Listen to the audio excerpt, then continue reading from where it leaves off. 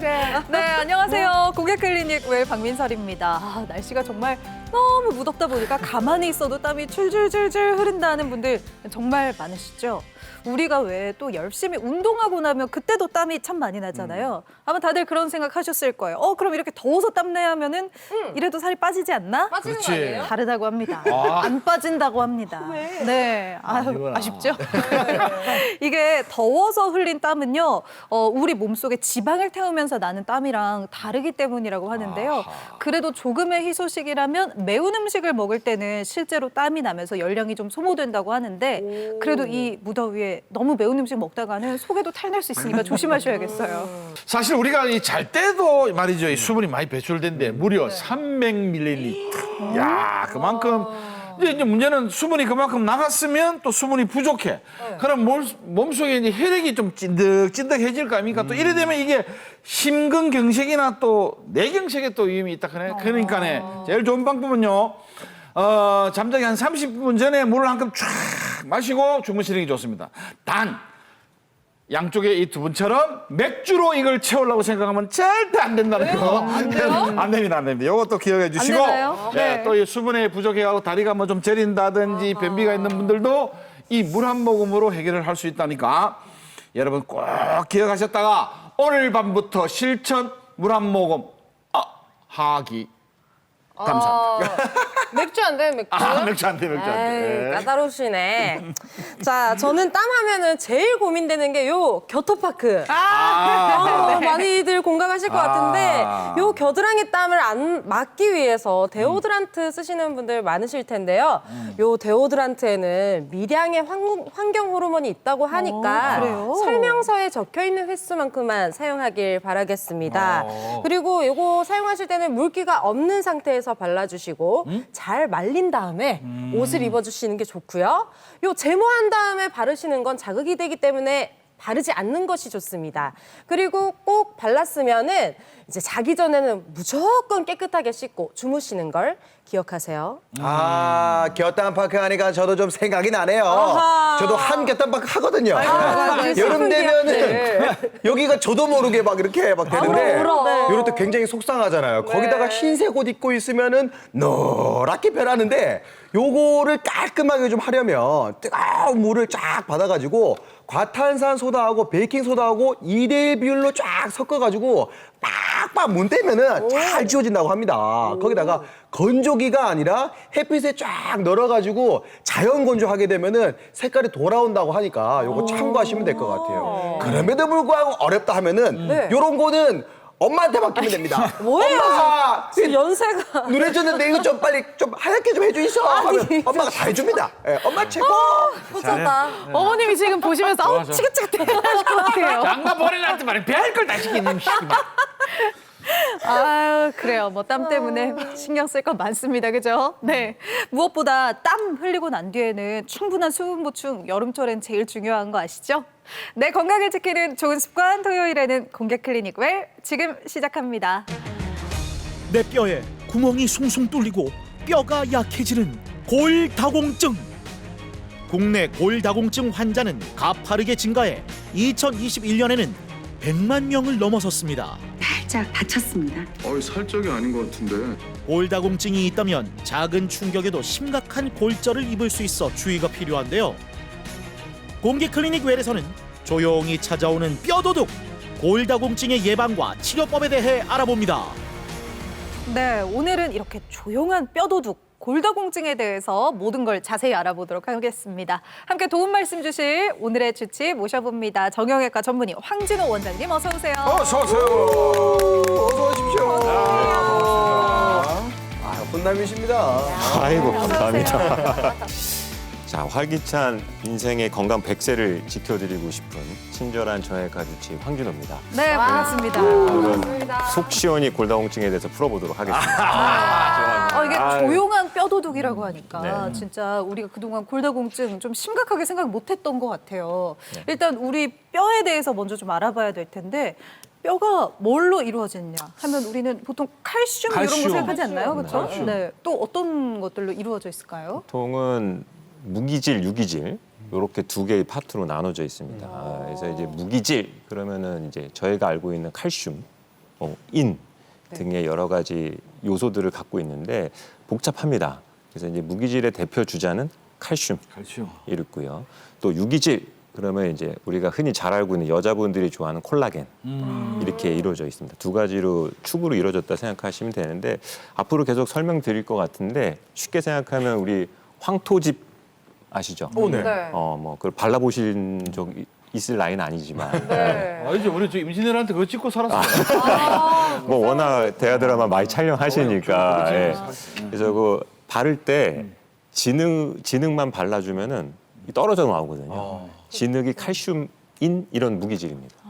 그런데 저희가 저희 어르신들을 보면은 거기다 지푸라기 같은 거 맞네요. 발라서 네. 같이 해주면은 오래 잘 붙어 있거든요. 맞아. 그래서 지푸라기의 기능을 하는 게 이제 유기질입니다. 그래서 이게 두 개의 축으로 이루어졌다고 생각하시면 될 것 같습니다. 자, 골다공증. 우리가 이제 뼈에 구멍이 많은 질병이라고 생각하는데 정확히 어떤 질환입니까? 환자분 되게 어려워하시는데 말 그대로 해석하면 골다공증, 마늘 따자에 구멍공자, 구멍이 많아지는 병이겠죠. 그래서 아까 흙집을 좀 예로 들었는데 저희가 흙집을 잘 발라놨는데 시간이 지나면은 흙이 비바람에 흙이 날아가죠. 떨어지죠. 그럼 저 지푸라기가 이렇게 나오면서 구멍이 보이잖아요. 그런 겁니다. 그러면은 또 저희가 어르신들이 보강공사 하지 않습니까? 또 황토 발라주면 되죠. 그렇죠. 그래서 이제 우리 뼈는 이 형성과 흡수라는 두 개의 축으로 이루어져 있습니다. 그래서 칼슘, 그러니까 흙이 자꾸 떨어지면은 없어지니까 골다공증이 생기시는 거고 또 우리가 흙을 잘 발라주면 또 골다공증이 없어지는 거죠. 그래서 이런 식으로 이루어졌다고 생각하시면 될 거예요. 네, 그렇다면 골다공증은 어떤 부분의 뼈의 밀도를 확인하게 되는 뭐 다른 기준 같은 게 있을까요? 저희가 이제 뼈의 튼튼함이 이제 없어지는 거죠. 골다공증이라고 하는 거는. 그러면 이제 뼈의 튼튼함이라고 하는 거는 또 양하고 질로 평가할 수 있습니다. 그러니까 네. 많으면 튼튼하겠죠, 당연히. 그리고 또 근육이 많다고 해서 우리 풍성 근육이라고 그러잖아요. 그거 있다고 해서 힘이 좋은 건 아니지 않습니까? 또 근육의 질이 좋아야 되듯이 뼈의 골질도 좋아야 되는데 저희가 실제적으로 골질을 판단할 수 있는 방법은 없습니다. 양을 판단하는 거죠. 얼마나 많은 골의 양을 갖고 있냐는 건데 저희가 보통은 초음파하고 이제 전사나 단층 촬영 이 두 가지로 할 수 있는데 일반인 저희들이 다 골밀도 검사라고 알고 있습니다. 네. 그게 전사나 단층 촬영을 통한 골밀도 검사라고 하시면 될 것 같고 진단 기준은 척추와 허벅지 뼈인 대퇴골에서 측정해서 저희가 평가하는 것으로 되어 있습니다. 그래서 초음파를 통해서 뭐 다른 부위에 할 수도 있지만 그건 조금 진단 기준에서 멀어질 수 있습니다. 그러면 이제 골 밀도가 어느 기준보다 좀 낮을 때 골다공증이다 이렇게 좀 진단을 하는 건가요? 요거 조금 오늘 좀 다들 알아하셨으면 좋겠어요. 이게 좀 뭐랄까 어렵습니다. 이게 제가 이제 외래에서 환자들 많이 보면은 조금 어려워하는 게 이제 골다공증은 연세 들어 생기시니까 우리 연세 제일 많은 분이 우리 고인범 선생님이시잖아요. 잘 들어야 되겠네. 막 설명해도 네. 네. 문 딱 열고 나가면 어떻게 되세요? 잊어버려요. 저 사람이 뭔 소리 했나 이러시잖아요. 그래서 이게 저는 막 사진도 찍어서 보관해드리고 하는데도 다음번 내려오셔서 네. 어머니 그때 수치 얼마 하셨어요? 그러면은 뭐라 그러노? 뭐였더라? 이러더니 뭐 뭐였더라? 근데 우리도 사실 우리 뭐 피검사 수치 기억하는 사람 잘 잘 없잖아요. 없어요. 네. 그래서 이 수치를 정확히 알고 있어야 자기가 치료가 어떻게 잘 받고 있는지도 알 수 있고 또 얼마나 심각한지도 알 수 있기 때문에 조금 저는 이 골다공증의 치료는 숫자와의 싸움이다. 사투리를 져서 마 2.5 아이가 좀 마 있죠? 마 2.5 아이가 그래서 마이너스 2.5 이하일 때 진단이 되는 걸 꼭 기억하셔야 됩니다. 그게 기준인 거예요? 네, 그래서 그 숫자를 조금 알고 계셨으면 좋겠고 저희가 또 아까 골밀도 검사라는 걸 해서 종이를 한 장 드리거든요. 이렇게 A4 용지로 드리는데 거기 막 뭐 그림 그려져 있고 못 알아들으세요. 그럼 누가 알겠습니까? 그거? 어려워요. 어려워요. 근데 거기에 이제 T 스코어라는 게 나옵니다. 이것도 반드시 알고 계셔야 돼요. T스코어가 막 2.5 아이가 요걸로 진단하셔야 된다는 걸 꼭 기억하셨으면 좋겠어요. 그러면 지금 이 T스코어 마이너스 2.5 이하부터 이제 골다공증이다 이렇게 진단을 내린다고 하셨잖아요. 네. 그럼 예를 들어서 뭐 고쌤 같이 이렇게 한 60대 동년배 분들이 한 100분이 쫙 있다. 네. 그랬을 때 몇 분 정도가 이 마이너스 2.5에 해당할까요? 역시 좋은 질문이세요. 보통 똑똑한 사람이 아니네. 실제적으로 보면 T라는 스코어는 통계적인 의미로 사용하는 경우가 통계적 의미에서 나온 거거든요. 그래서 이제 동년배들을 쭉 나열한 겁니다. 아, 네. 네, 그러면은 이제 성적표가 나오지 않습니까? 네, 네. 그래서 이게 보통은 종 모양으로 나오죠, 이렇게. 그래서 이제 평균에 집중된 사람이 많죠. 네. 반에서 수학 성적 내면은 이제 평균값에 몰려 있다가 네.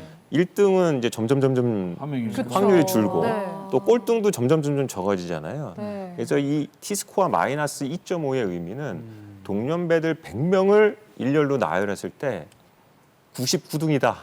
그러니까 진짜 안 좋다는 얘기를 하시는 거예요. 예를 들어서 마이너스 3.5다. 네. 그럼 1000명 중에 9,990등이라는 뜻이라고 해석하시면 돼요. 굉장히 안 좋으신 거예요. 생각보다 나쁜 수치네요. 나쁜 이게. 수치입니다. 예. 이렇게 골밀도가 근데 뚝뚝 떨어지는데 또 뭐 특별한 이유가 있을까요? 많은 이유가 있습니다. 근데 이제 대부분은 또 이게 여성분들이 많거든요. 골다공증 환자의 네. 거의 90%는 다 여성분들입니다. 맞아요. 다들 그렇게는 알고 계신 것 같아요. 네, 그래서 이 여성분들에게 취약한 이유는 이제 에스테로겐이라고 저희가 보고 있어요. 폐경 이후에 에스테로겐이 급격히 감소하면서 뼈를 생성하는 능력이 떨어져서 생긴다고 보시면 될 것 같아요. 예. 자, 그러면 여성이 더 골다공증 위험이 더 커진다고 하셨는데 이처럼 골다공증이 더 잘 생기는 또 사람, 뭐 여성이든 남성이든 뭐 또 이런 또 분류가 있습니까? 뭐 다양한 원인이 있죠. 뭐 병이라는 것이 하나의 원인이 있다고 판단할 수는 없는데 그렇죠. 네. 개인적으로는 여러 가지 논문상에서도 그렇지만 좀 유전적 요인이 있는 것 같습니다. 그러니까 이제 어머님이 골다공증으로 고생하시면서 골절이 있었다. 그러면은 특히 이제 따님 있을 확률이 좀 많다. 그래서 이제 이걸 생각하시면 되겠고, 두 번째는 뭐 아까 말씀드렸지만 여자분들 원래 뼈도 약하시지만 폐경 이후에 이제 많이 증가하시는 경우가 있고요. 또 세 번째로는 이제 체중하고 좀 관련이 있습니다. 그래서 요거 네 번째 같은 경우는 이제 스테로이드라는 놈이 있습니다. 네, 요게 조금 이제 억울한 누명을 좀 쓰고 있기도 하고 네. 또 잘못 사용하면은 또 뼈의 그 골양을 낮추는 팩터입니다. 근데 이거는 관절 아픈 분들이 종종 맞는 주사라고 맞습니다. 하잖아요. 예, 맞아요. 그래서 이제 어르신들이 뭐라고 알고 계시냐면 뼈 주사? 맞아요. 네, 뼈 주사로 알고 계시고 또는 이걸 맞으면은 뼈가 죽는 거 아니에요? 뭐 또 이렇게도 알고 계세요. 근데 이제 정형외과 입장에서는 이제 뼈 주사는 관절에 맞는 거거든요. 근데 이제 관절에 맞으면은 실제 스테로이드가 몸으로 퍼져 나가는 거 양은 굉장히 적습니다. 그래서 이제 실제 조금 억울한 누명을 쓰고 있죠. 대신 이제 먹는다든지 주사로 혈관으로 맞았을 때는 이제 뼈가 손실될 확률이 굉장히 높다. 그래서 이게 조금 억울한 누명을 쓰고 있는 면은 있습니다. 예. 그러면 이렇게 골다공증 하면은 골밀도가 감소되는 거니까 네. 이게 정작 본인은 느끼는 게 별로 없을 것 같거든요. 전혀 없죠. 어떻게 진단해요? 그래서 이제 저 같은 경우는 아까 이제 환자분들 전혀 못 느끼거든요. 네. 근데 이제 어르신들이 제일 오해하는 게 뭐냐면 이제 경로당에 모이시면 네. 이제 어떤 할머님이 시작하십니다. 내 골다공증 때문에 아팠대. 이렇게 얘기를 하시거든요. 근데 이제 골다공증은 실제적으로 골절이 일어나기 전까지는 전혀 증상이 없습니다. 그래서 이제 저도 그 어르신들한테 설명할 때 골다공증은 안 아픈 병입니다라고 3번 각인시켜 드리거든요. 그래서 이게 통증하고는 무관하고 네. 또 통증이 생기는 건 골절이 생겼을 때 아픈 거다. 이렇게 생각하시면 돼요. 소리 없는 뼈도둑이 많네요. 골다공증. 위험하다. 무섭다. 이 골다공증 정말 골절되기 전에 미리미리 관리하는 게 정말 중요할 것 같은데요. 실제로 골다공증을 잘 치료하고 계신 분을 저희가 만나봤습니다. 영상으로 함께 보시죠.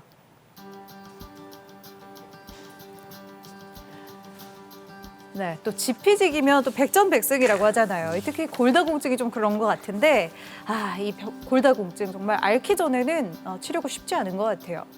제가 나이가 많다 보니까 제일 처음 몇 년 전, 한 3, 4년쯤 전에 최초로 골절이 있었는데 그때는 골절인 줄 모르고 허리가 약간 삐끗한 줄 알았어요. 그래서 병원에 갔더니 압박골절이라고, 그때는 압박골절이 무슨 뜻인지도 몰랐어요. 그리고 또 얼마 안 됐어서 또 다른 곳에 또 골절이 일어났어요.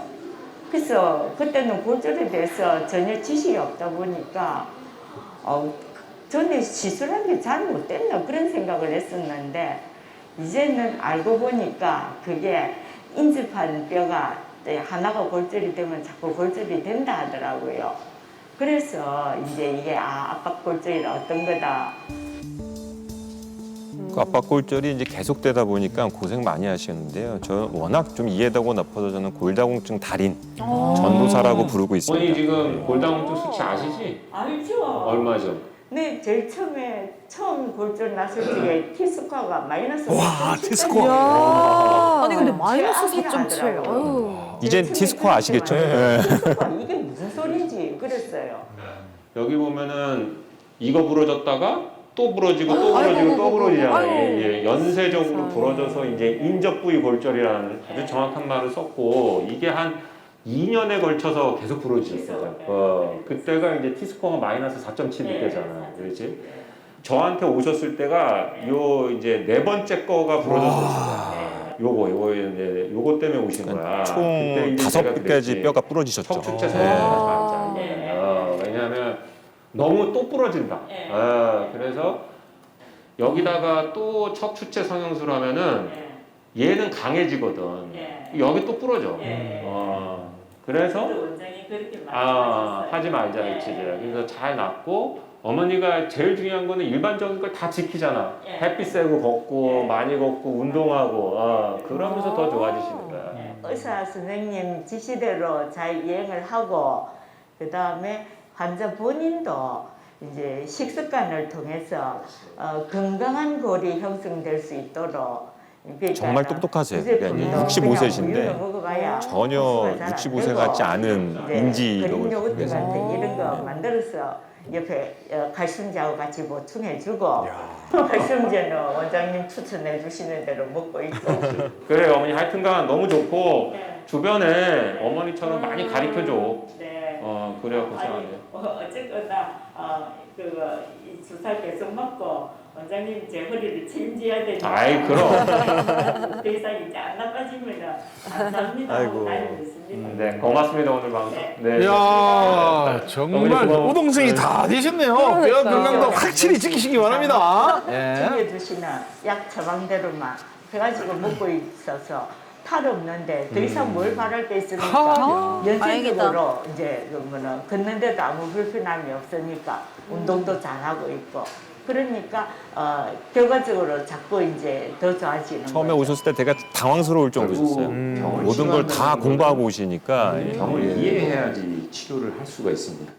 내가 왜 얼마 많은 수치에 존재하고 뭘 위해서 치료해야 된다는 걸 모르기 때문에 치료의 연속성이 깨지는 거죠. 그냥 한 번 진단 맞고 주사 맞고 끝. 그래서 치료 연속성이 이제 깨지다가 한 1년 지나서 뜬금없이 나오셔서 부러져서 오신. 그래서 내가 진단이 잘 돼야 되고, 진단에 대한 자기의 병에 대한 수치적 이해를 해야 되고, 결국은 왜 치료하는 것까지 이해하고, 또 끝까지 언제까지 치료하는지 잘 이해를 하셔야지 우리가 결국에 골절을 예방하기 위해서 치료한다는 그 목적에 부합되는 건데, 그걸 못 하신다는 거예요. 그래서 제발 본인이 골다공증 치료의 첫 걸음은 골밀도를 이해해서 자기가 하위 몇 등에 있는지를 이해하시는 거를 제발 하시기를 부탁드립니다.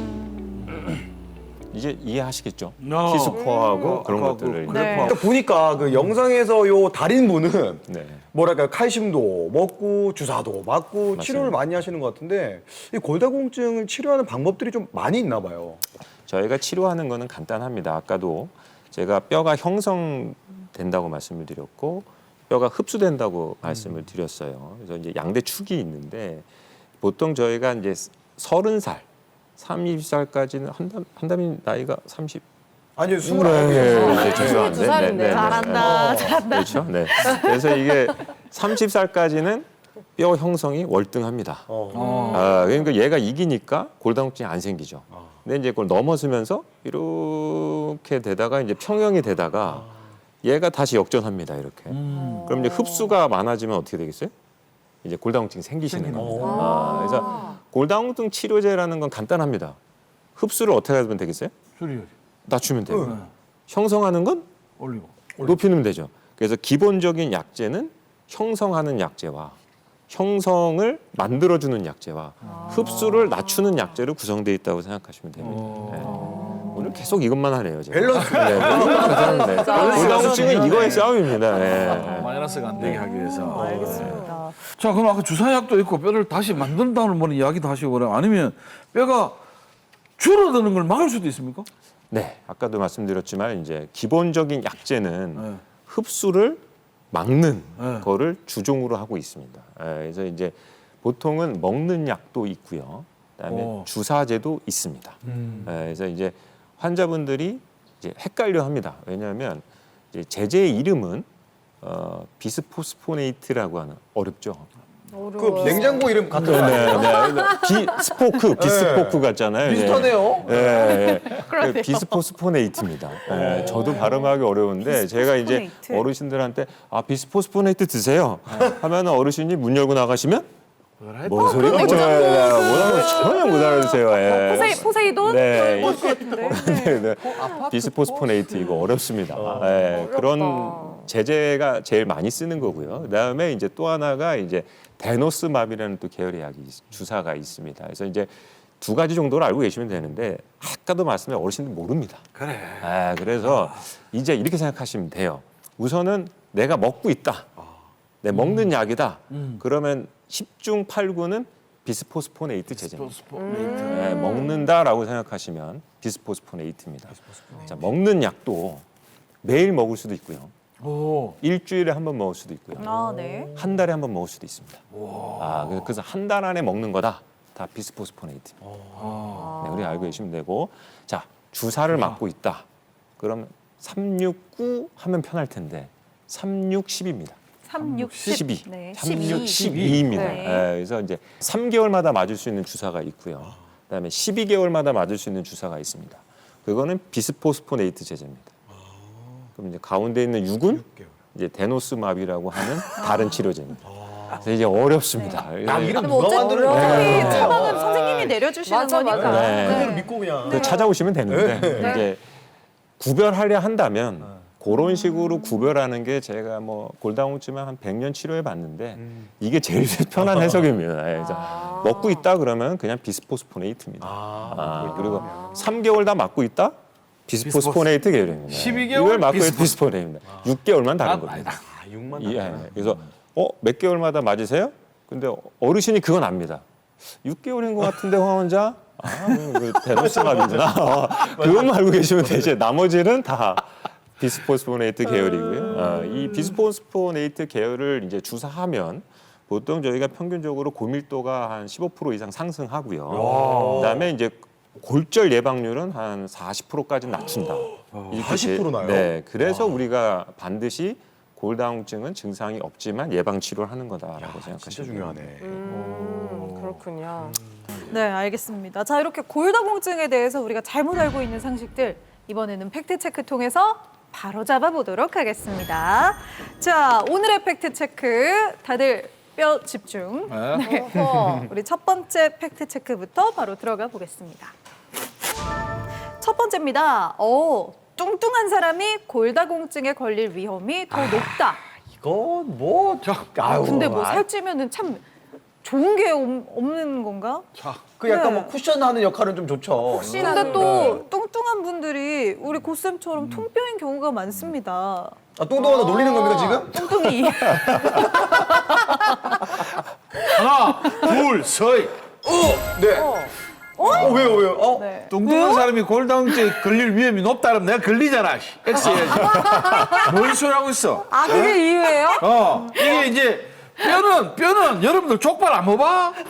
그냥 뼈는 그냥 뼈야. 그 다음에 그 옆에 살이 좀 족발 좀 비싼 거는 많이 붙어 있고 좀 덜 붙어 있다 차이가 뚱뚱만을 말하는 거지. 뼈는 그냥 뼈라니까. 아무래도 그 에이. 체중을 견디려면 더 튼튼해야지. 근육량도 더 많듯이 그렇지. 체중이 많이 나가는 분들이 아마 뼈도 좀 더 튼튼하지 않을까 싶은데요. 에이, 그리고 다 살집 있으신 분들이 다 통뼈는 아니잖아요. 통뼈다. 거기다가 운동을 안 하시는 분들이 많으시니까 좀 뚱뚱하다는 생각을 가정하에 그래서 운동도 잘 안 했기 때문에 뼈 건강은 그렇게 좋을 것 같지 않습니다. 근데요, 이게 제가 팬데믹. 이거 완벽하게 정리를 좀 하겠습니다. 예, 네. 비만은 만병의 근원입니다. 제가 아는 그 골다공증 전문가분이 있는데 요 분이 최근에 한 50kg 정도를 뺐거든요. 예, 요 분이 골다공증의 그 위험을 낮추기 위해서 전문가인데 본인이 걸리면 안 되잖아요. 그분이 다이어트와 노력을 제가 흔적을 좀 봤는데 당연히 낮추기 위해서 노력을 좀 최근에 하신 것 같아가지고 거기서 좀 힌트를 얻었습니다. 야, 그래서 그 사람 이름이 황씨 아니야, 황씨? 그분 이름이 바로 그 황진호 원장님이라고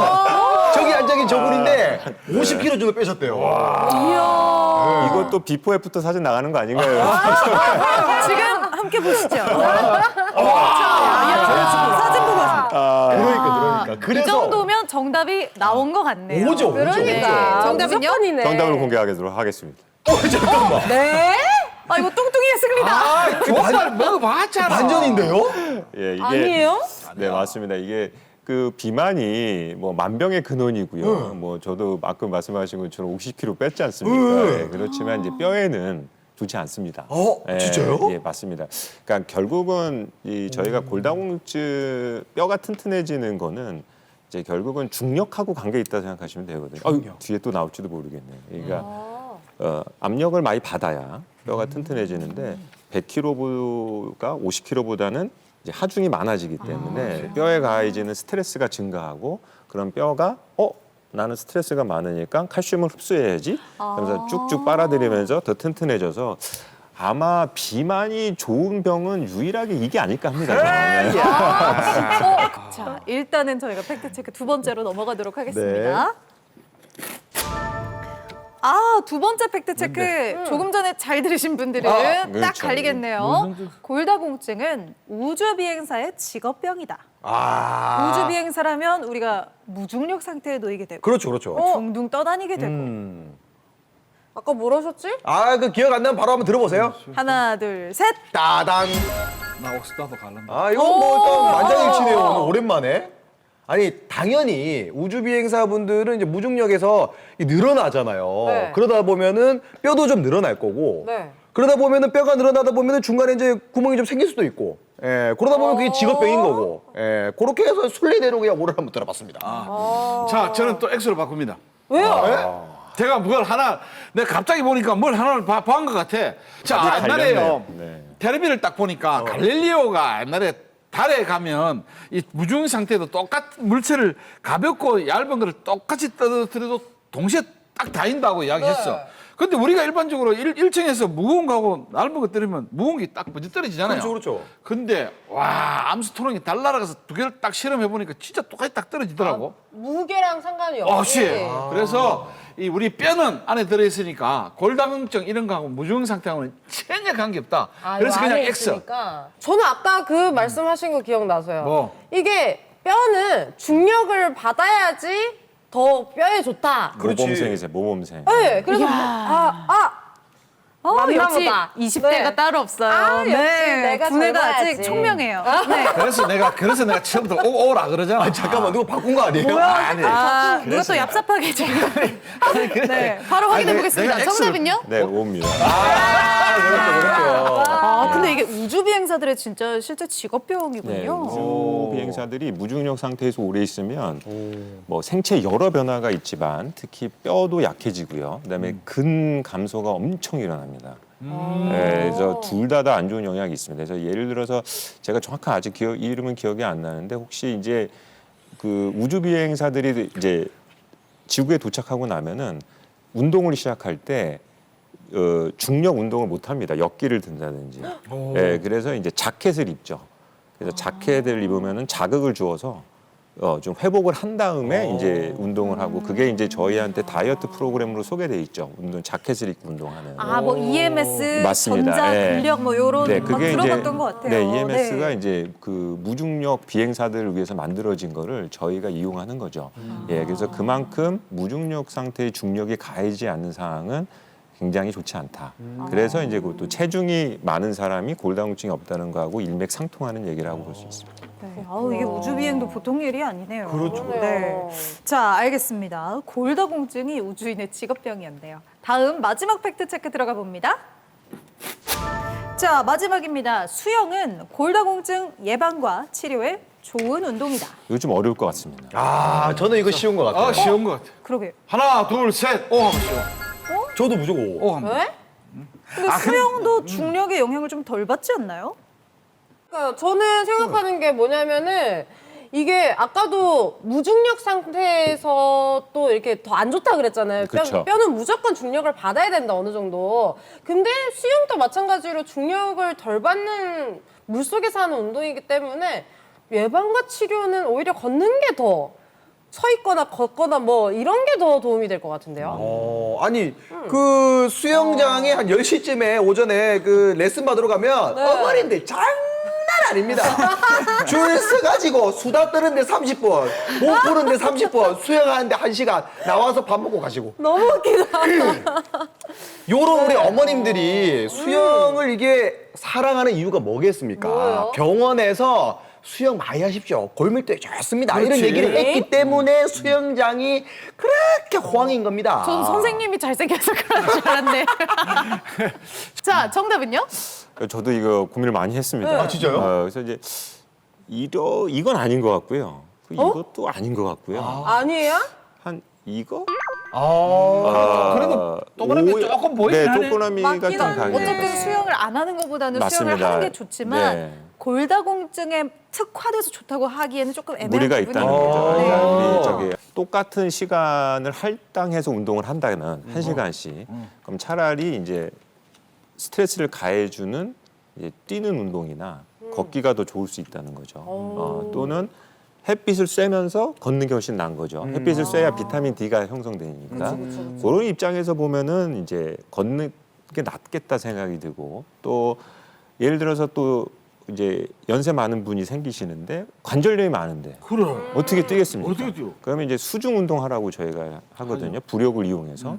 그럼 그 안에서 걷기 운동하면서 움직였을 때의 근력이 좋아지면서 근육이 당기면서 뼈에 스트레스를 가하니까 또 뼈가 형성이 잘 되기 때문에 요거는 이제 한 이거 정도가 맞지 않을까 생각합니다. 이제 수영도 이제 야외 수영장에서 햇빛 보면서 하시기 바랍니다. 네.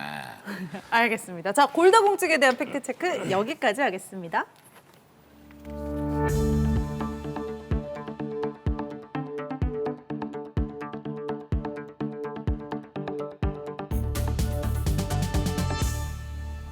자, 우리 앞서 아까 주사 치료에 대해서 이야기를 좀 나눠봤잖아요. 이게 주사 같은 경우에는 한 번 맞으면 혹시 이제 뭐 계속 좀 맞아야 되는 건지 아니면은 뭐 한두 번 좀 맞았다가 수치가 괜찮아지면은 그때부터는 조금 중단해도 되는 건지 이런 것도 좀 궁금합니다. 뭐 아까 주사제라고 하면은 이제 369, 3610이 있다고 369, 말씀을 드렸잖아요. 그리고 두 번째는 언제까지 해야 된다는 기준은 아직 정립돼 있지는 않다. 이게 포인트입니다. 근데 이제 세 번째는 보험 기준 때문에 좀 애매할 수 있다. 예. 그래서 이제 그냥 평생 맞으셔라. 이렇게 권하고 있습니다. 왜냐하면 한 번 발생한 골절은 너무 치명적입니다. 그렇기 때문에 쭉 맞으시는 거를 저는 권합니다. 그러면 개인별로 뭐 다르지만 그래도 뭐 3년에서 10년 정도는 맞아야 된다고 하셨으니까 항상 어른들은 약을 오래 먹는 거, 주사를 오래 맞는 거 이런 걸 좀 다 싫어하시더라고요. 네, 싫어하세요. 네, 부작용이 있진 않을까 걱정도 되고요. 네, 우선은 이제 그 저희가 평균적으로 고인범 선생 혹시 약 몇 개 정도 드세요 요즘? 저는 막 혈압약하고 뭐 콜레스테롤 그다음에 비타민 뭐 이 정도밖에 안 먹습니다. 한 3-4알. 예.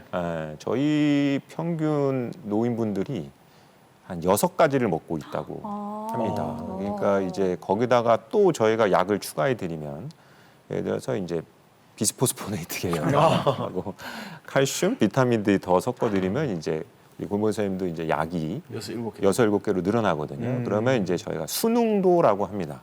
먹기 싫거든요, 아침에도요. 그래서 이제 안 먹게 되는 현상이 발생하기 때문에 가급적이면은 이제 주사를 해드리는 겁니다. 그래서 훨씬 편하고 또 환자분들도 약을 안 먹는다는 부담이 적고요. 또 좀 그렇지만 경제적으로는 동일한 가격이고 하기 때문에 이제 주사제를 조금 선호한다고 생각하시면 되고요. 이런 주사제를 맞다 보면은 이제 환자분들이 좀 부작용에 대해서 겁내하십니다. 배가 녹는다든지. 네, 그래서 이제 3대 부작용이라고 제가 알려드리는데 첫 번째가 이제 주사를 좀 맞으시면은 감기 몸살 같은 징후가 있으실 수 있어요. 하루 이틀.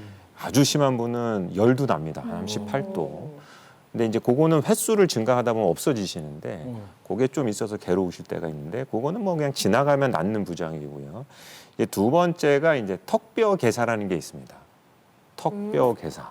괴사요. 네, 좀 어려운 말인데 그게 이제 비스포스포네이트 계열이 조금 높다고 되어 있는데 이게 왜 문제가 되냐면 평균 나이가 지금 80세에 육박했는데 그러다 보니까 어르신들이 이제 임플란트를 많이 하시거든요. 근데 이제 비스포스포네이트를 하게 되는 경우에 이제 한 3개월 정도 끊었다 해라 이렇게 돼 있거든요. 왜냐하면 그게 턱뼈 괴사가 촉진되기 때문에 임플란트를 삽입했을 때 그게 실패할 확률이 증가합니다. 그래서 이제 턱뼈 괴사에 대한 그 질의가 좀 있다는 거 하나하고 세 번째는 이제 비스포스포네이트 계열 먹는 약을 장기 복용했을 때는 이제 대퇴골이 골절되는 현상이 발생할 수 있습니다. 이상하죠? 그걸 막으려고 했는데 이제 이게 이제 어떻게 보면은 너무 많이 뼈가 형성돼서 좋은 뼈로 바뀌지 않았을 경우에 그래서 비전형적 대퇴부 골절이라는 게 있을 수 있습니다. 영어로는 Atypical Femoral Fracture라고 하는데 요것 때문에 이제 한 5년 정도 먹은 다음에는 1년 정도 쉬어라. 휴지기를 가져라라고 되어 있습니다. 단 비스포스포네이트 계열이 그렇습니다. 그래서 요 3대 합병증이 있지만 이게 포인트입니다. 그래도 치료는 하셔야 됩니다. 왜냐하면 안 드셔서 골절이 발생할 확률이 먹어서 생기는 확률보다 훨씬 높기 때문에 그럼에도 불구하고 저희가 먹어야 되는 게 맞습니다. 마치 코로나 예방접종하고 비슷한 개념이라고 보시면 돼요. 자, 그 골다공증의 골절을 일으킬 수 있다고 하셨는데 그럼 골다공증이 계속되면 또 어떤 문제들이 생길 수가 있는 겁니까? 그것도 이제 문제가 많은데 뭐 지금까지 쭉 하는 얘기를 보면은 이제 골절이죠. 골절. 예, 골절입니다. 그래서 골절도 온몸에 다 생길 수 있습니다. 예, 근데 이제 두 가지를 저희가 중요하게 생각하는데 하나가 척추 골절. 그다음에 두 번째가 대퇴부 골절입니다. 그래서 이 두 가지가 제일 중요한데 아마 옛날 어르신들이 이런 말씀을 하신 적이 있어요. 어르신들은 한 번 넘어져서 못 일어나면 돌아가신다. 그게 이제 맞아요. 네, 그런 말 하시거든요. 그걸 좀 해석해 보면 이렇습니다. 70세 먹은 노인분이 골다공증 예방 치료를 안 하다가 넘어지셨는데 대퇴부 골절이 옛날에 생긴 거죠. 저희 나라가 못 살 때. 그러면 못 걸을 거 아니에요. 그럼 누워 계신 거죠. 그러면 사망률이 급증합니다. 그렇죠. 1년 내 사망률이 무려 30%에 달한다는 아이고. 보고도 있습니다. 이 두 골절 예방이 제일 중요한 거고요.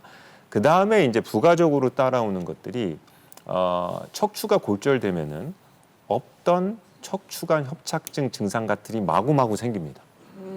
뼈가 흔들흔들대기 시작하면서 그래서 그런 문제가 있다고 생각하시면 되니까 허리 통증도 유발될 수가 있다 생각하시면 되고 나머지들은 다 사소한 문제라고 생각하시면 될 것 같아요. 아 근데 아까 갑자기 생각났는데 이 허리 골절이 일어나면 디스크 때문에 사람들이 예를 들어서 많이 아파하잖아요. 네. 우리 집 사람도 이게 막 저 엑스레이라서 어느 정도 큰지 뭐 잠깐 갔는데 이게 막 퉁퉁 붓고 난리가 나더라고요. 네. 그럼 허리 골절이 생기면 엄청 아프겠는데요? 엄청 아픕니다. 이제 그 어느 정도 아프냐면은 못 일어나세요, 아예. 아파서. 그래서 이제 그 여기가 또 포인트인데 이게 이제 환자분들이 이렇게 이해합니다. 아이고 어르신 부러졌어 어떻게 해? 그러면은 대뜸 저한테 화를 내세요. 아니 내가 다친 적도 없는데 뭘 부러져? 너 저기 뭐 돌팔이 아니냐? 돌팔이 너 돈 받으려는 거 아니야? 막 이러세요. 그게 이제 이해를 못 하시는 거죠. 우리가 이제 부러졌다고 하면은 굉장한 외력이 가해져야 된다. 그쵸. 부러진다. 무슨 교통사고를 겪은 것도 아닌데. 뭐 어디 떨어지거나. 네. 근데 이 골다공증성 압박골절은 외력 없이 부러지는 겁니다. 아주 단순한 예로 엉덩방아. 그냥 했는데 부러지실 수도 있고요. 또는 아유 저 황 원장 나 밥 먹으러 가서 의자에 앉았다가 그랬어 그럴 수도 있어요. 그냥 의자에 앉는데도 부러지시는 거죠. 또는 아유 나 뭐 김장하고 나서 너무 많이 아파. 무거운 거 들었는데도 부러지십니다. 그러니까 이제 외력이랑 관계 없으니까 내가 왜 부러졌다는 거야? 이런 성립이 되시는 거죠. 그래서 이거는 외력 없이 부러지는 것이 이제 척추 압박골절이다. 이렇게 생각하시면 되고요. 또 아까 골절 물어보셨는데 다행히 저희 나라에서 그나마 좋은 게 압박골절로 와서 의사가 의심이 돼서 엑스레이가 안 나타나거든요. 그거는. 네, 처음엔 안 나타납니다. 근데 이제 MRI 찍으면 나타나는데 그 MRI를 찍을 때 이제 나라에서 다 보험 기준에 해당이 되니까 또 가서 또 제가 아유 어머니 부러진 것 같아 MRI 좀 찍어봐. 그럼 아니 그 비싼 MRI를 저한테 하시는데 예, 이거 제발 나라에서 해주시는 거니까 진단하고 치료 시기를 좀 놓치지 않으셨으면 좋겠다. 네. 이렇게 생각하시면 될 것 같고요. 기부스 문제는 제가 어렵습니다. 왜냐하면 여기 부러지면 기부스 할 수 있고 다 할 수 있는데 몸에 기부스를 못 하지 않습니까? 그렇죠. 허리가 부러졌다고 네. 여기가. 네. 특히나 여름에 기부스 왔다가 난리 나죠. 너무 땀띠 생기고 땀띠도 생길 것 같고. 곁땀도 네. 생기고. 아이고. 그래서 저희가 보조기를 좀 할 수는 있습니다. 그래서 조금 기부스는 안 하지만 보조기로 할 수 있다는 생각을 하시면 되고요. 또 치료의 방침상에서는 시술이라는 걸 해볼 수가 있습니다. 부러지고 나면. 그래서 저희가 그거를 척추체 성형술이라고 부릅니다. 말이 어렵죠. 아니 무슨 얼굴에 하는 성형술도 아니고 척추체 성형술이라는 걸 할 수 있습니다. 그래서 그거까지 치료하시면은 이제 기본적으로 압박골절에 대한 치료를 받으실 수 있습니다. 예. 네, 알겠습니다. 이렇게 골다공증으로 척추에 문제가 생기면 시술을 하게 될 수도 있는데요. 실제로 또 어떤 시술들을 하게 되는지 저희가 화면으로 담아봤습니다. 영상 함께 보시죠. 어느 날 갑작스러운 통증으로 집 근처 병원에서 물리치료랑 주사치료를 받으셨는데 통증이 더 심해지신 분이라고 합니다. 평소 때 그렇게 아픈 줄 몰랐어요. 그랬는데 이제 좀 몸이 찌부둥하다든가 하면은 동네 신경외과 가가지고 이렇게 물리치료도 받고 한 달 정도 물리치료를 받았어요. 그랬는데 어느 날 그 7월 14일 날 토요일인데 그날도 갔다 왔거든요. 그런데 거기에서 또 진료받고 집에 왔는데 도저히 안 되겠는 거예요. 2주 정도 이렇게 하고 있었어요. 2주 정도 하고 있다가 어제가 2주거든요. 그래가지고 오늘 그 골다공증으로 인해서 척추가 이렇게 눌러 있답니다. 그래가지고 그거를 시술을 하게 되면은 좋아진다 해서 하려고 합니다.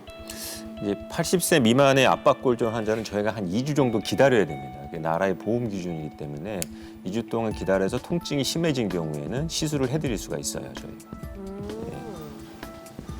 이게 제일 나은 것 같지 않니? 자, 부분 마취 할게요. 요 이제 척추체 신경성술은 부분 마취로 하거든요. 따끔해 어머니.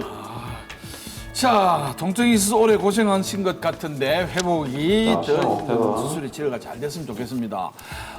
저거 못 봐나 저거. 오케이, 좀 좋아. 스테너스. 움직이시면 안 돼. 그래도 부분 마취로 할 수 있다는 게 장점입니다. 전신 마취할 이게 필요는 없고요. 감각은 없지만 소리가 들리면 더 무서울 것 같기도 하고 안심될 것 같기도 하고 저는 일단 무서울 것 같거든요. 그 어때요? 정형외과 의사 보고 어머니 이제 지금 등복을 흡수라고 하고 자꾸 하니까 있지? 그거 이어서. 실시간 모니터를 보면서 이렇게 접근을 지금 하시는 것 같은데 이 부분은 정말 좀 세심한 진짜 수리 좀 필요할 것 같습니다. 협착증도 있는 상태에서 골절이 동반되면서 디스크까지 터지시니까 이게 아주 제일 안 좋은 컨비네이션이거든요. 골다공증성 압박골절이 생기면은 이제 협착증 증상이 악화되는 경우도 있고요. 디스크가 터져서 굉장히 심하게 통증이 있어서 이제 그건 우선 가라앉혔는데 이제 골절을 가지고 계속 주저앉아서 이제 2주 후에 진단하고 2주 후에 이제 시멘트를 충전하는 척추체 성형술이라는 걸 시행하게 되는 거죠. 그래서 이게 그 물질입니다. 그래서 이게 이제 꾸덕꾸덕해졌을 때 저기 안에다 넣어주는 거예요.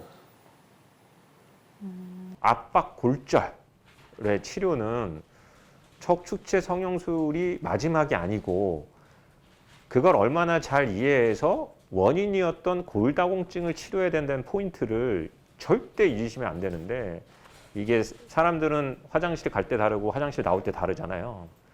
급하고 아파서 화장실 들어갈 때는 내 죽어도 골다공증을 치료하겠다고 생각하는데 치료가 끝나고 나면은 안 한다는 거죠. 그걸 꼭 명심해 주셨어요. 네. 친절은 기본이고 어떻게 하면 좀 잘 이해시켜 드릴까?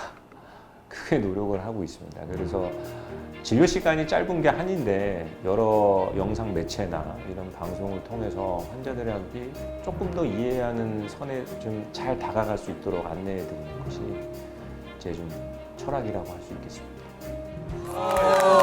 철학이 대단하시다. 네, 네. 아, 정말 그렇기 때문에 뼈 건강을 특히 어르신들 평소에 좀 꼼꼼히 확인하셔야 될 것 같아요. 골밀도 검사를 꼭 받으시라고 말씀을 드리고 싶은데 그러면 어느 정도 간격으로 몇 살 이후에는 어느 정도 자주 받는 게 좋다. 이렇게 좀 알려주시죠. 뭐 계속 하는 얘기지만 우리나라 입장에서는 이게 많이 검사를 하셔서 마 2.5분을 치료해서 골절을 예방하는 것이 훨씬 더 경제적입니다. 의사 입장에서도 마찬가지고요. 뭐 저런 시술이 15분이면 끝나는 거지만 다행히 그래도 통증이 있고 또 일상생활이 안 되고 제일 중요한 거는 가족이 달라붙어야 되거든요. 뭐 아들 와야죠, 딸 와야죠. 그런 거를 코스트로 환산하면은 굉장히 손해이기 때문에 나라 입장에서는 굉장히 적극적으로 검사를 권합니다. 그래서 하물며 우리나라 보건소에서도 그냥 다 해드리거든요. 그래서 그냥 마음 편하게 1년마다 난 체크업한다. 그렇게 생각하시면 됩니다. 근데 중요한 포인트는 검사 병원마다 오차가 있을 수 있습니다.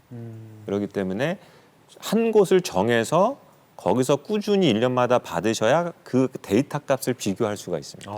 그러니까 저쪽 병원에서 마이너스 마 2.5인데 저희 병원에서 마 2.7이 나올 수도 있습니다. 그 오류가 있기 때문에 한 병원에서 꾸준히 1년마다 받으셔라. 이러면 좋습니다. 야, 그러면 뼈 건강을 지키고 골다공증을 예방하기 위해서 평소에 어떤 거 하기 좋겠으면 이어서 너무 많이 이야기하면요. 문 열어가면 또 이장 못 보거든. 이렇게 초목초목 그쵸, 이렇게 그쵸. 네. 이야기해 좋습니다. 주시면 오늘은 이제 서머리 딱 우리가 딱 기억하게. 네, 이제 뭐 노래 하나를 가르쳐 드리도록 하겠습니다. 오, 네. 그 A, B, C, D, E 예쁘지 있죠? 아시겠죠? 네. 한번 해볼까요? 네. A, B, C, D, E 예쁘지. 요만 기억하시면 돼요. 아, 뒤에 것도 필요 없습니까? 네. 24개나 요거만 하시면 하는데? 됩니다. 오. 자, A 뭐겠습니까? A. 비타민 A. 제일 많이 하는 거. 비타민 정답. A. 네네. 알콜? 맞습니다. 알콜. 진짜예요? 네, 맥주 드지 마시고요. 그래서 알코올하고 네. 스모킹 합쳐서 두 개 하시면 안 됩니다. 네. 아, 하지 말라고. 네, 근데 이제 뭐 B 자, 뭐 B. 있죠? 네, B는 이제 바디 웨이트입니다. 아까 쭉 얘기했던. 바디웨이트 몸무게. 네, 그래서 이제 뭐 비만은 안 됩니다. 근데 이제 적정한 몸무게라는 단서가 붙겠죠. C가 이제 뭘까요? 네. C. 비타민 C. 비타민 C. 먹는 거 아닙니까? 네. 칼슘. 네, 칼슘. 네. 네, C 칼슘입니다. 그래서 이제 비타민 칼슘을 뭐 저희가 조금 빼먹는 것도 있는데 저는 이제 칼슘이 단점이 이제 흡수가 좀 잘 안 됩니다. 얘가. 그래서 이제 식사를 잘 하시는 분은 크게 관련 없다. 근데 이제 영양제로 좀 드시고 싶으면은 한 500mg 정도 드셔라. 이렇게 권하고 있습니다. 저는. 그래서 500mg의 칼슘 정도는 좋다. 네네. 알겠습니다. 그럼 C가 칼슘이었고 D가 뭐 D는 그럼 다 아시겠죠? 그쵸? 네, 네. 햇빛 받는 비타민 거. D. 네, 비타민 D입니다. 햇빛 D라는 거. 그래서 비타민 D도 아까 말씀을 조금 빼먹었는데 비타민 D는 대부분 이제 햇빛을 봐야지 생기는 거거든요. 그래서 이제 통상 필요한 양을 하려고 하면은 더운 여름에 비키니만 입고 햇빛을 한 15분에서 20분 쬐야지 이제 필요량을 얻을 수가 있습니다. 네. 그러니까, 그러니까 되게 어렵다는 거죠. 실제적으로 보면 생활에서 특히나 어르신들 보고 제가 걷는 운동하라고 그러면은 우리 어머님들 뭐 준비하시는지 아시죠? 선크림. 선캡 딱 맞잖아요. 선크림. 뭐다 토시. 그거 네. 전혀 허리에서 골다공증 뒤로 도움이 안 걸어가지고. 되세요. 네. 조금은 노출해줄 필요가 있겠네요. 맞습니다. 네. 그래서 이제 조금 이제 연세가 드시면 어머님들 특히 좀 제일 좋은 거는 역시 자연스럽게 얻는 게 좋으니까 조금 더운 여름에는 오전에 조금 노출해서 걸으시기를 좀 부탁드리고요. 먹는 거로 섭취한다 그러면은 이제 단위가 좀 달라질 수 있는데요. 저는 1000 인터내셔널 유닛 정도 먹으면 좋습니다. 예. 이는 뭘까요? 아, 저는 이 알 것 같네요. 네. 네. 이 에너지. 에너지랑 비슷한 에너지가 생기려고 우리가 운동을 하는 그 운동이 영어로 엑서사이즈. 아, 엑서사이즈. 네. 그래서 운동이 이제 좀 하셨으면 좋겠다. 운동. 네. 근력 운동이 여러모나 좋기 때문에 그리고 아까도 말씀드렸지만 오버웨이트보다는 과체중보다는 적정한 운동을 해서 자기 체중 그 웨이트를 유지하는 게 좋습니다. 그래서 운동을 꼭 하시는 게 훨씬 도움이 됩니다. F는 이제 어려운데 fall down이라고 그래서 낙상을 방지하셔야 됩니다. 네, 아까도 말씀드렸지만 이제 엉덩방아로 넘어지실 수 있다고 되어 있는데 그게 이제 보통 그 저희가 골다공증 골절이 제일 흔하게 발생하는 장소가 화장실이세요. 너무 그래서 어르신들 댁에 가면 이런 것들 보조기들 설치돼 맞습니다. 있잖아요. 그래서 낙상을 막으셔야 되고요. 네. 마지막 G는 뭘까요? 이제 골절 이쥐입니다. 이것도 골절. 골절입니다. 그렇구나. 네, 그래서 A, B, C, D, E, F를 잘해서 골절을 예방하는 것이 골다공증 치료의 최종입니다. 자, A, B, C, D, E, F, 네, G. 이렇게 골다공증 관리 A, B, C, D, E, F, G까지 G. 잘 짚어봤습니다. 그러면 이제 많은 분들이 함께 하실 수 있는 퀴즈 저희가 얼른 내드릴게요. 문제 주시죠. 네. 뼈 조직의 밀도와 질이 저하되어서 뼈가 약해지고 쉽게 파괴되는 질환으로 특히 폐경 후 여성에게 자주 나타나는 이 질환은 무엇일까요? 자, 보기 드리겠습니다. 보기 1번 암이고요. 보기 2번 화병, 보기 3번 갱년기, 보기 4번 골다공증 되겠습니다. 어허. 못 맞추시는 분들 없겠죠? 없죠. 네. 어느새 다음 주면요, 더위를 처분한다는 처서입니다. 그래도 아직 남은 더위가 있으니까요, 수분 보충도 좀 틈틈이 하시고요. 너무 안에만 있지는 마시고요. 건강관리 잘 하시면서 더위, 또 무더운 여름 잘 마무리하시기 바랍니다. 공개클리닉 웰, 저희가 오늘 준비한 소식은 여기까지고요. 저희는 다음 주 이 시간에는 백혈병으로 잘 알려져 있는 혈액암에 대한 모든 것을 알아보도록 하겠습니다. 네, 내 건강을 지키는 좋은 습관 공개클리닉 웰, 오늘은 여기서 인사드립니다. 함께해 주신 여러분 고맙습니다.